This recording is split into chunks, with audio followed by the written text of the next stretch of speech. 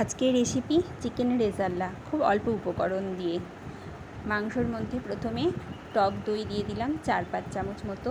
তারপর আদা, জিরে, লঙ্কা দিয়ে রসুন দিয়ে একটা পেস্ট করে রেখেছিলাম, সেটা 3 চামচ মতো। এক চিপি দিয়ে দিচ্ছি কেওড়া জল আর অল্প পরিমাণে 3-4 চামচ মতো সাদা তেল দিয়ে ভালো করে ম্যারিনেট করে রেখে দিতে হবে আধ ঘন্টা মতো। এদিকে দুটো পেঁয়াজ কুচিয়ে নিয়েছিলাম বেরেস্তা করার জন্য, সেটা ভালো করে ভেজে বেরেস্তা করে তুলে নিতে হবে। ওই তেলেতেই ফোড়ন দিয়ে দেব একটু গরম মশলা আর তেজপাতা, আর সাথে দিয়ে দিলাম পেঁয়াজ বাটা।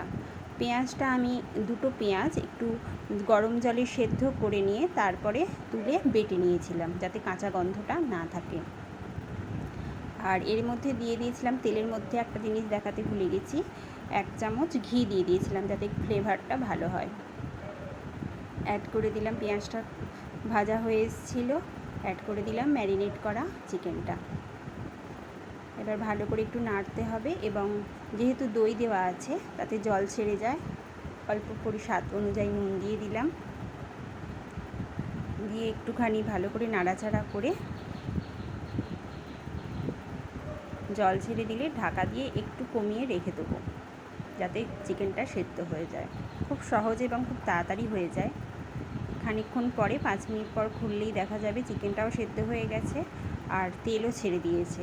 ওর মধ্যে অ্যাড করে দিলাম বেটে রেখেছিলাম একটুখানি পোস্ত, অল্প একটু সর্ষে, কয়েকটা কাজু বাদাম আর কিশমিস দিয়ে একটা পেস্ট করে রেখেছিলাম, সেই পেস্ট দিয়ে দিলাম, আর একটু পেঁয়াজের বেরেস্তাটা দিয়ে ভালো করে নেড়ে নিচ্ছি।